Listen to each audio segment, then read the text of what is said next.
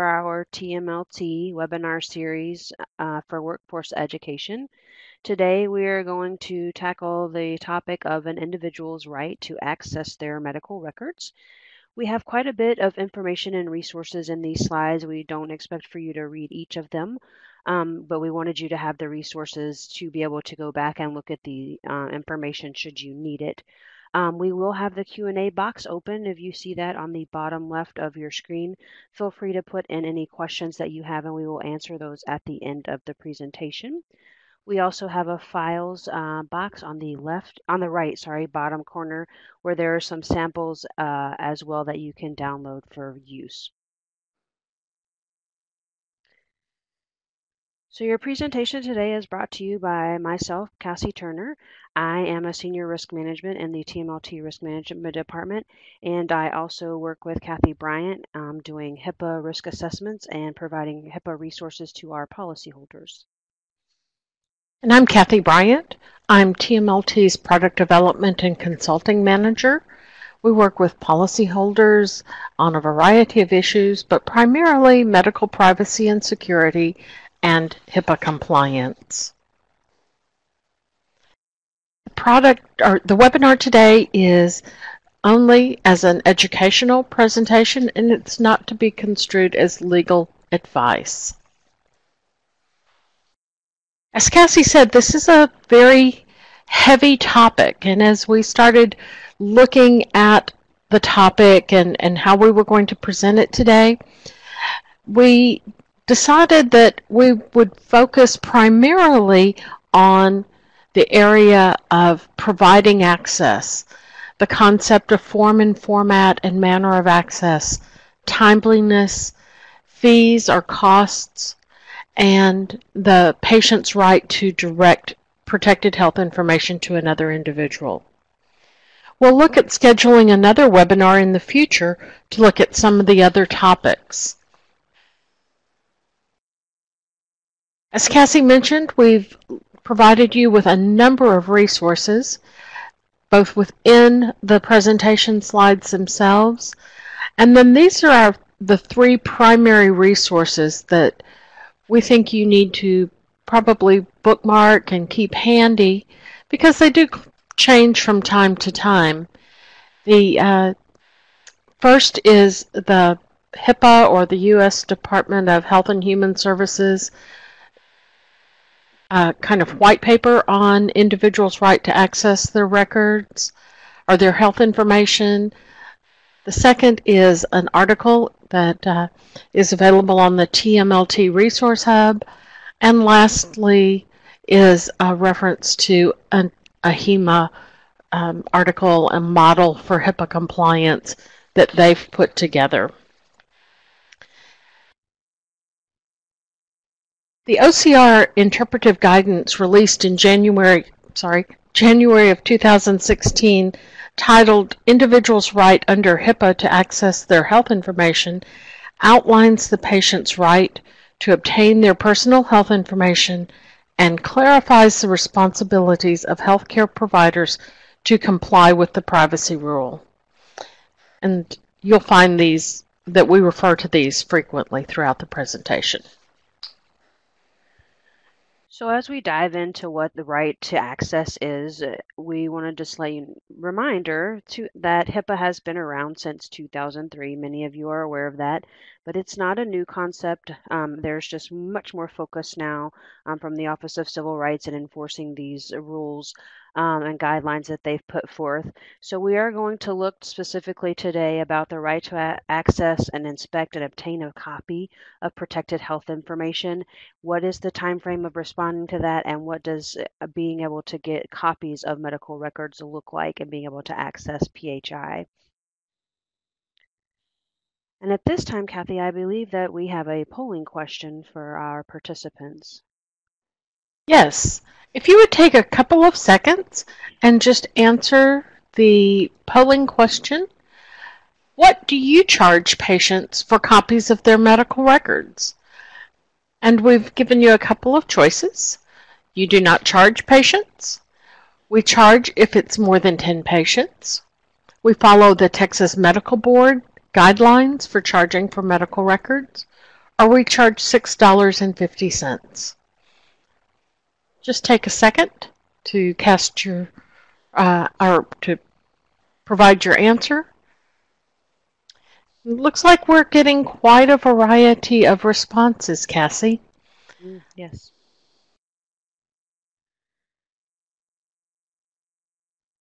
So how much do you charge for a patient's medical record? It can be a rather tricky scenario.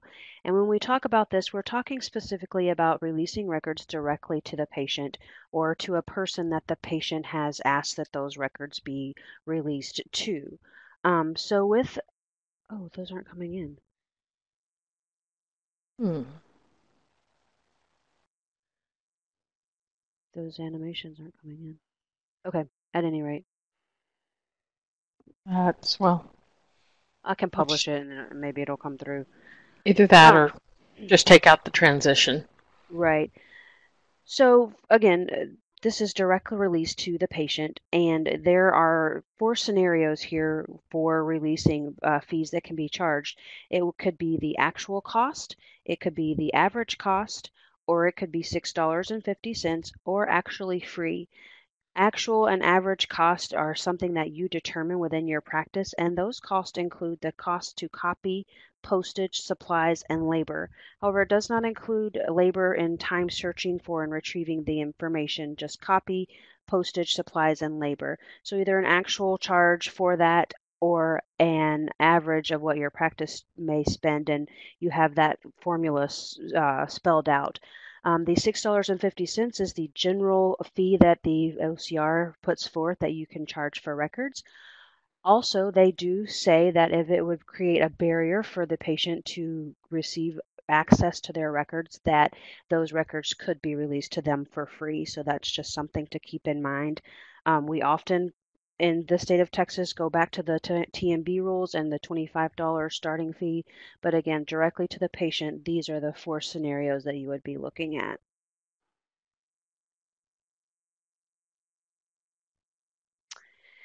And here is the Texas rule as well about release of medical records. Again, there's federal rule and state rule. So here's this Texas rule about a physician furnishing copies of medical and billing records requested by a patient. There are a couple of exceptions, but these are generally very extreme. If the physician determines that access to the information would be harmful to the physical, mental, or emotional health of a patient, the physician may also delete confidential information about another patient or family member without consent, and the physician shall provide the requested records in electronic format. Again, we're focusing on form and format and releasing those records in the form and format that the patient requests.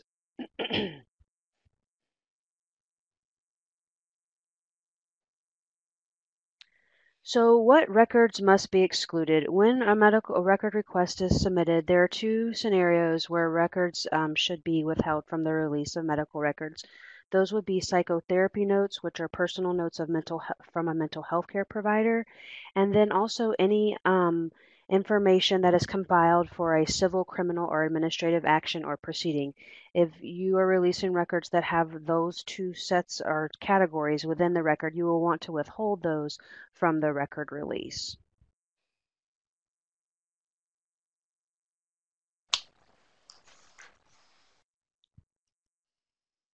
One of the concepts that you need to become familiar with is who is a personal representative for the patient, or who can be a personal representative.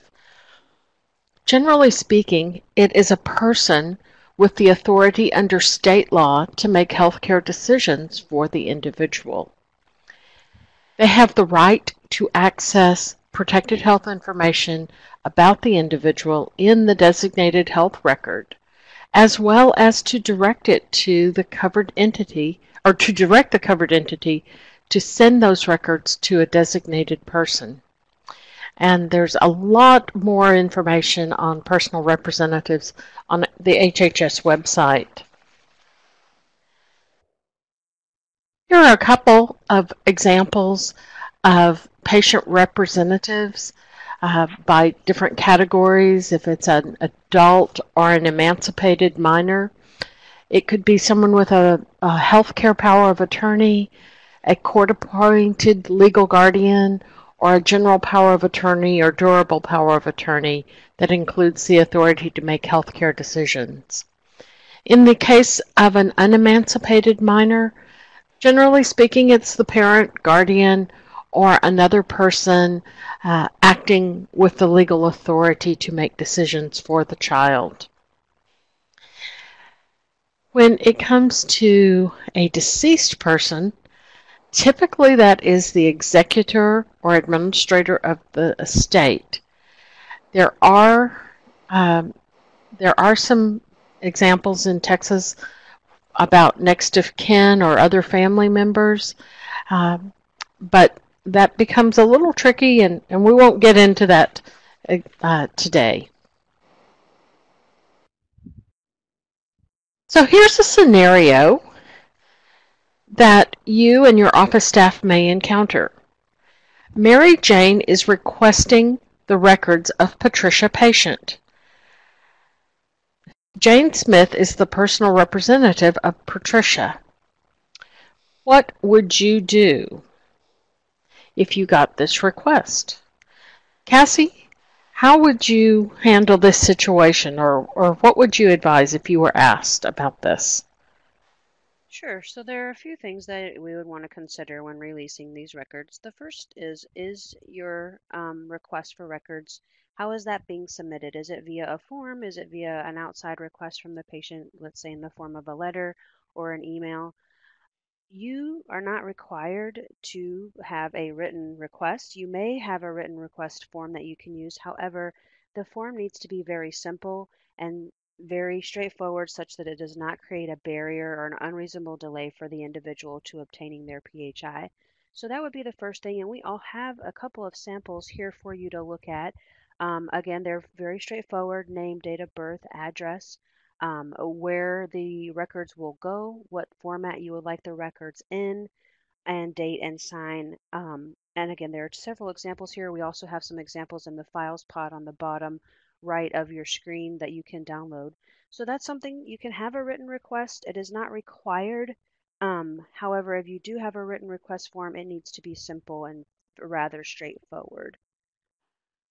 Another thing that you'll want to do before you release records to a personal representative is verify their identity. The privacy rule does not mandate any particular form of verification, such as date of birth, social, driver's license. Those are left to be determined by the covered entity or by your practice, is what you're going to use for your verification. You can verify orally if you choose to do that, or in writing. Again, we do not want to create a barrier for the patient to receive their information in a timely manner. And one thing to note is we would recommend that you document how this is done when you do receive a request from a personal representative.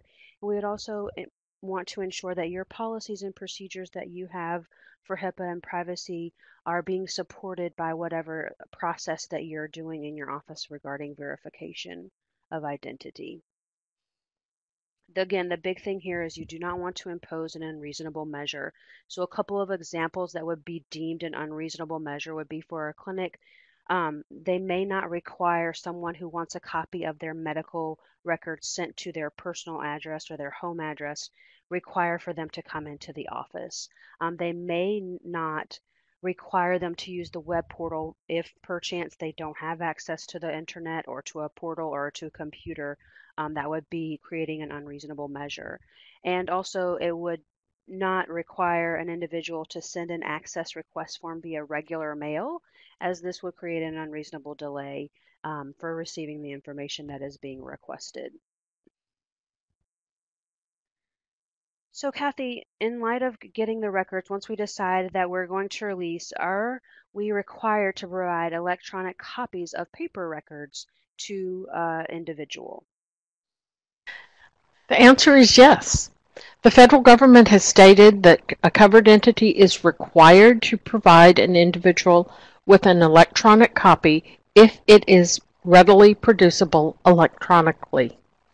Most practices can easily scan the paper into an electronic format. If the practice does not have a scanner, And remember, there's all sorts of printers that have a scanning function now.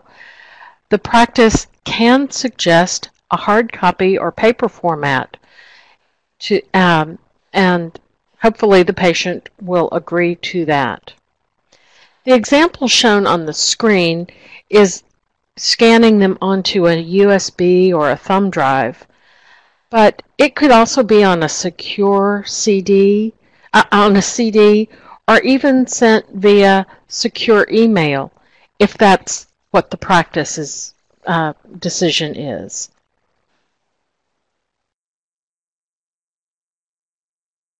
So Cassie, the next situation is the practice has an EHR and they get a request for electronic copies of the record. Their usual practice is just to print copies. What should they do? Again, Kathy, this means that the covered entity is not required to purchase a new software equipment in order to accommodate every possible request from an individual. However, the covered entity or the clinic practice must have the capability to provide some form of electronic copy of the PHI that is being requested. So, yes, if it's being requested electronically, there needs to be some format that they can receive it in. If the individual declines to receive it in the format that is readily producible by the practice or the clinic or practice may satisfy the request by providing the individual with a readable hard copy of the PHI, which would hopefully satisfy the individual. But again, yes.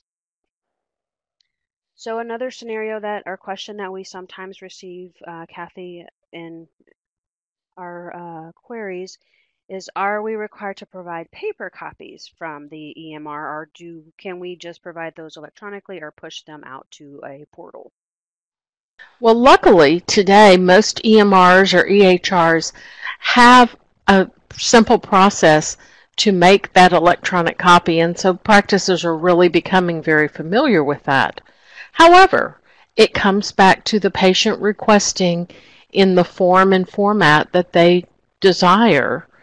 And so the privacy rule requires that the covered entity provide the individual with access in the form and format requested.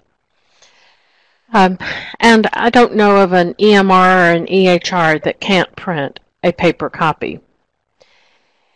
You cannot require someone to take an electronic copy just because it's cheaper or more convenient.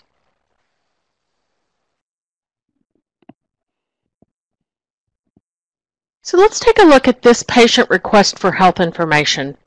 Your office just received the request pictured here.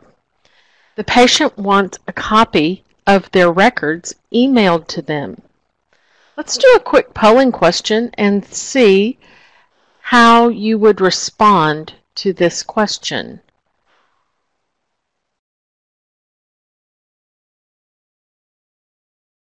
It's wrong question.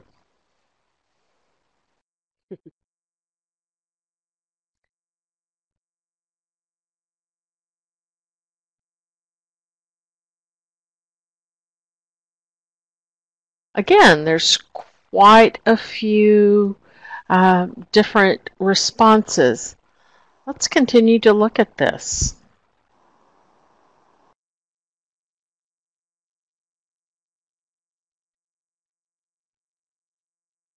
Yeah, I know this is me, but I feel like there's just a break here with this, but that's okay.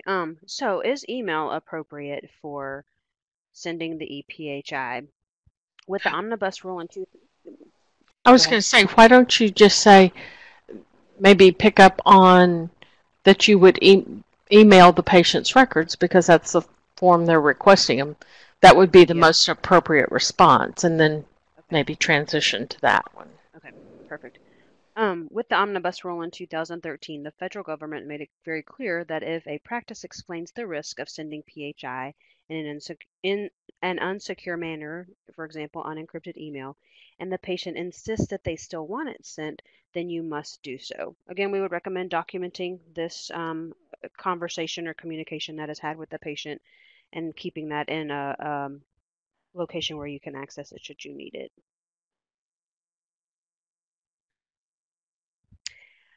For the release of records and timeliness, one thing that Texas differentiates from federal rules on, and that we often hear being used as an example at national conferences, etc., is that Texas gives you 15 days, business days, from the receipt of the request to provide the records.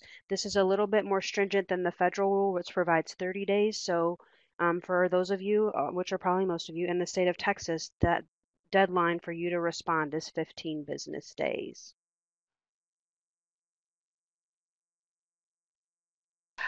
So this is a new scenario that we're seeing around the state and actually getting a number of questions about. It's a somewhat new situation in that this is an actual records request that was received by one of our a Texas medical practice, and it basically the question is, I just got a written request from a patient requesting we send their records to an attorney, and it references limited charges. What am I supposed to do with this? So let's take a closer look at the records request. It clearly identifies the patient or the patient's representative. It has the appropriate patient name and identifiers. It says, please provide a copy of my medical records in an electronic format. And this is important because you're wanting to pay attention to the pronouns. It's not an attorney perhaps saying, please provide records of the undersigned patient. This is the patient directing my records be sent to the following individual. That individual happens to be a law firm in this case. And then they actually go on to state, I am willing to reimburse your facility pursuant to the allowable fees set forth by the U.S. Health and Human Services. Goes on to say where the regulations can be found. And Cassie has already covered those. A real-life example of how important this is becoming is an active current lawsuit in Texas where the patient requested her electronic records to be sent from several covered entities to her attorney. It was alleged that the covered entities were charging excessive fees for the records, and there was a delay in obtaining those records. In March, there was actually a hearing before a judge in which the defendant's motion to dismiss the case was denied, and so therefore this lawsuit is continuing. And we'll keep you informed as to when we know how this is resolved, but it's going to be an interesting case to watch.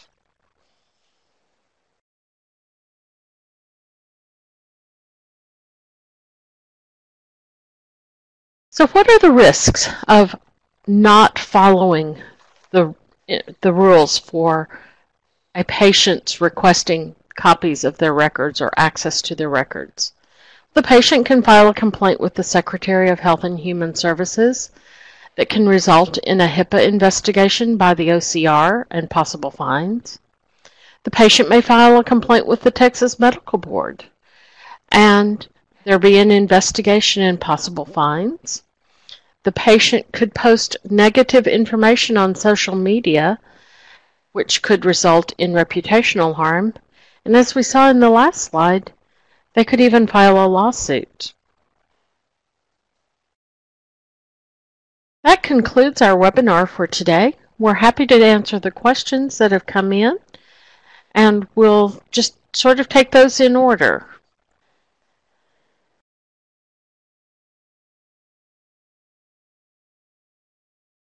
With no more questions, we're going to end the webinar, but encourage you that in the future, if you have questions, you can email those to us at consulting@tmlt.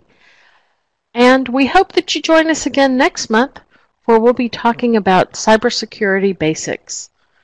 Thanks and have a great day.